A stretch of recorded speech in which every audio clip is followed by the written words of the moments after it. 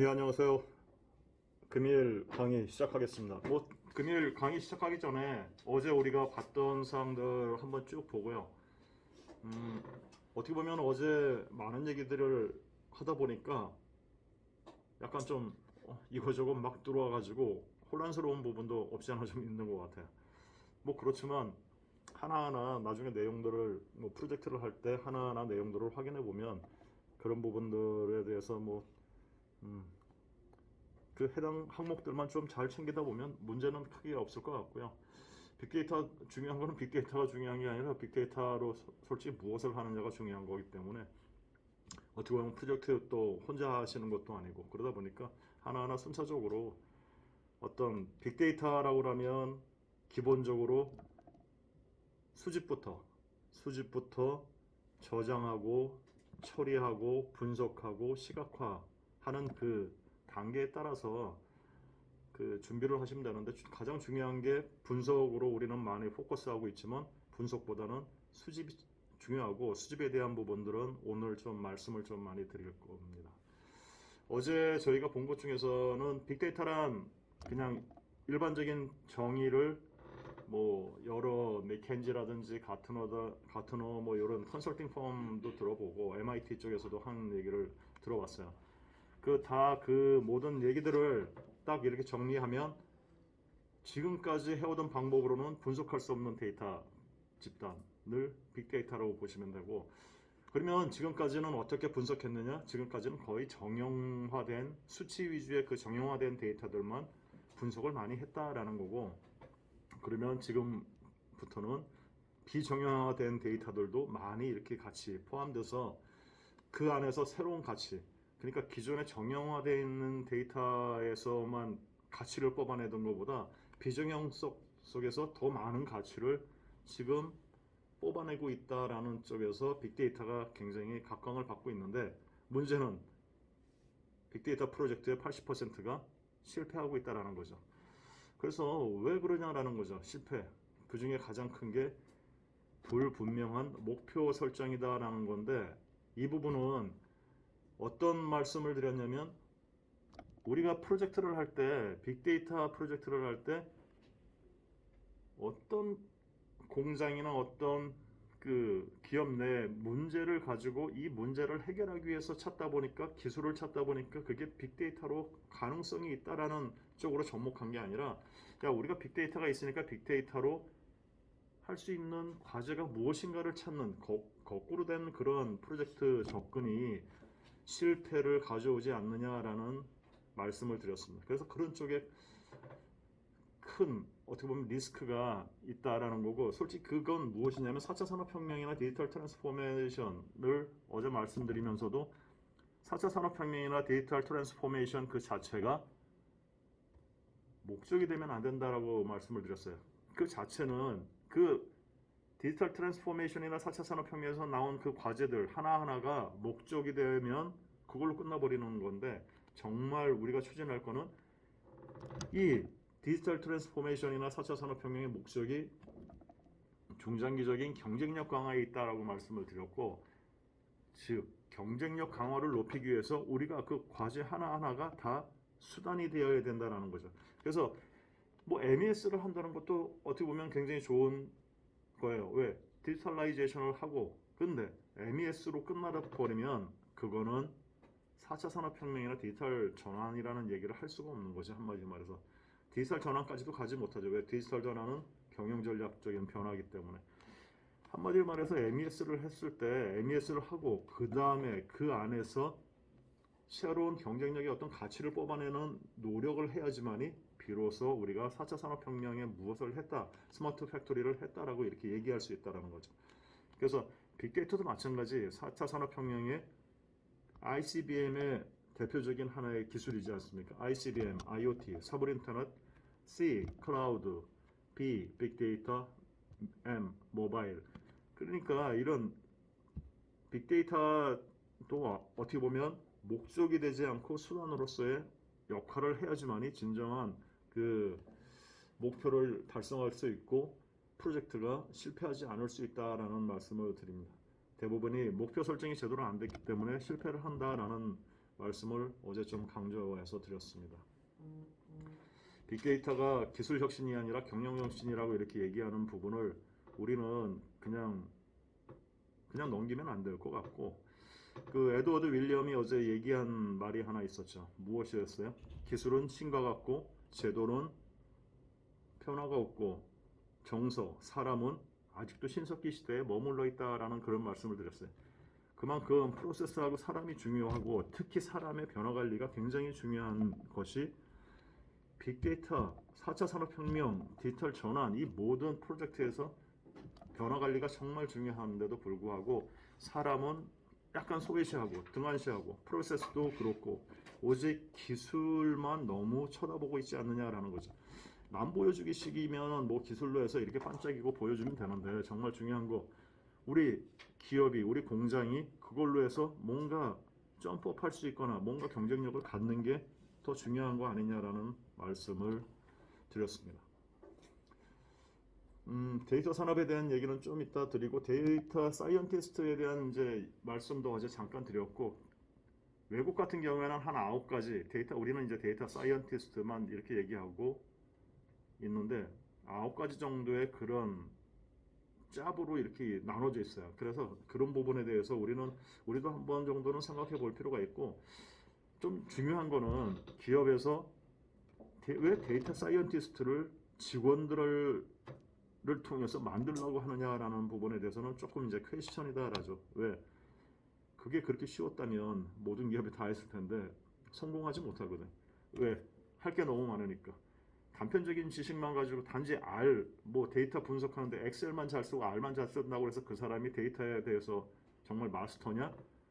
아니거든요. 전략적인 부분도 생각해야 되고 일반적으로 OS나 프로그램이나 데이터베이스라든지 웨어하우스라든지 그 다음에 하둡 같은 그런 부분이 여러 가지를 망라하고 좀 와이드하게 알아야 되는 부분도 많고 그러면서 분석에 대해서는 좀 뎁스 있게 나가야 되는데 그 모든 거를 정말 한 명이 다 할 수 있느냐 하면은 그 부분에 대해서는 지금 업무를 하면서 하기에는 너무 벅찬 게 아니냐라는 말씀도 드렸어요. 그래서 빅데이터가 있으면 이거를 분석해서 어떤 인사이트를 주는 부분 그거는 데이터 사이언티스트가 하는 게 맞는데 그 부분은 정말 외부에서 이런 데이터를 정말 잘 주무르고 만지고 인사이트를 뽑아낼 수 있는 패턴이나 어떤 여러 가지를 통해서 뽑아낼 수 있는 그런 전문가는 외부의 전문가를 협업하고 이 인사이트 된 거를 가지고 새로운 가치를 만드는 거를 오늘 교육을 받는 분들처럼 이 기업 내 공장 내에 있는 분들이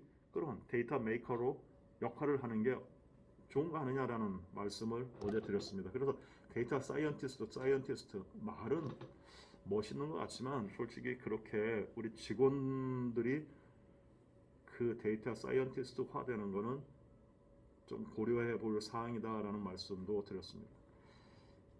그리고 이제 4차 산업혁명에 대한 얘기를 좀 드렸어요. 산업혁명에 대한 전반적인 말씀을 같이 드렸습니다. 왜? 이 시대에 빅데이터도 어차피 4차 산업혁명의 한 기술이고 솔직히 4차 산업혁명의 기술이라고 보기는 그렇고 예전부터 오던 기술 중에 하나인데 지금 시기에 주요하게 많이 쓰이는 기술이고 데이터 4차 산업혁명 하면 데이터가 가장 중요하다고 얘기를 많이 하기 때문에 데이터와 관련된 빅데이터 그 다음에 이 빅데이터는 나중에 인공지능하고도 관계되니까 이 부분들이 빅데이터와 인공지능이 앞으로는 많은 스터디를 통해서 기업에 좀 도움성을 갖는 부분들이 있기 때문에 4차 산업혁명 그 전반적인 얘기를 같이 드렸습니다. 그래서 4차 산업혁명이 솔직히 우리가 무엇인지 어제 한번 들여다봤어요. 산업혁명 전체적으로 1, 2, 3차를 쭉 봤는데 1, 2, 3차는 독립적인 어떤 하나의 기술이 산업 구조를 흔들었어요. 산업 구조를 변화시켰어요. 그래서 산업 발전을 이끌어 왔는데 4차 산업혁명은 이렇게 보니까 그게 아니었어요. 무엇이었어요? 4차 산업혁명은 디지털라이제이션, 한마디 말해서 3차 산업혁명의 디지털라이제이션을 기반으로 해서 네트워킹, 융합이나 네트워킹을 통해서 새로운 가치를 뽑아내는 약간 환경적인 부분 요소가 굉장히 진했어요. 그래서 우리는 약간 좀 다른 차원에서 접근을 했고 그 일반적으로 정의한 걸 보면 새로운 어떤 기술이 나와서 산업 구조를 바꾼 게 아니라 융합과 네트워크 플랫폼으로 산업 구조를 바꾸었다라는 식으로 정의가 되어 있기 때문에 우리는 약간 1, 2, 3차와는 다른 접근으로 환경적인 어떤 혁명으로 이렇게 접근을 하는 게 좋겠다라는 기술적 정의를 받고, 혁명과 혁신에 대한 차이도 한번 얘기를 드렸었어요. 왜 혁명이란 말 썼을까라는 그런 말씀을 드렸고, 혁신은 내가 변해서 타겟을, 그러니까 타겟팅하는 거고, 혁명은 내 주변을 변화시켜서 타겟팅을 하는 것이다 라는 거죠. 그만큼 산업혁명은 나 혼자 하는 게 아니라 우리가 하는 거다라는 말씀도 같이 드렸습니다. 그리고 산업혁명에서 가장 중요한 것은, 목적은 경쟁력 강화라는 말씀을 드렸고, 경쟁력 강화 말씀을 드리면서 또 한 가지 앞쪽에 중장기라는 말씀을 강조했었어요. 왜 중장기냐라는 말씀을 드렸어요. 솔직히 우린 너무나 지금 단기적으로 뭐든지 하고 있지 않느냐. 스마트 팩토리 막 하다가 그 다음에 지금 뭐 디지털 전환으로 이렇게 넘어간 부분도 많은데, 디지털 전환을 하면서 단기에 대한 어떤 성과에 대한 부분에 굉장히 우리가 이야기를 많이 하고 있고, 그 결과에 대해서 너무 신경을 많이 쓰고 있지 않느냐라는 거죠. 왜? 지금 중장기적인 건데. 솔직히 원리적으로 보면 이 4차 산업혁명, 디지털 전환 이 자체의 목적도 기업이나 공장의 경쟁력의 강화를 가지고 오는 게 정말 중요한 거다 이거죠. 언제? 지금부터 계속. 그래서 앞으로 5년 후에도 살아있고 10년 후에도 살아있는 기업을 만들기 위해서 하는 거 아니에요. 그런데 그렇게 하다 보면 지금 있는 비전이나 중장기 전략하고 이게 믹싱이 돼서 4차 산업혁명의 그런 전략이 중장기 전략으로 들어가서 우리 비전을 바꾸거나 그래야 되는데, 비전이 앞당겨지거나 비전이 커지거나 이런 일이 거의 없더라라는 거예요. 그럼 무엇을 하는 거냐라는 거죠. 그러면 비전이 안 바뀌어졌다는 거는 중장기 전략에도 들어가지 않았다는 얘기고, 그러면 지금 우리가 하는 디지털 전환이나 4차 산업혁명은 무엇이냐라면 사업계획 수준에서 그냥 하는 전선하나 똑같은 거다. 한마디로 말해서 비전하고도 관계없는 경쟁력 강화는 둘째치고 그냥 자동화하는 수준밖에 안 된다라는 거를 우리는 좀 알아야 될 필요가 있다 이거죠. 그것도 인지 못하면서 우리가 막 지금 뭐 한다라고 얘기하는 건 좀 창피한 얘기라는 거죠.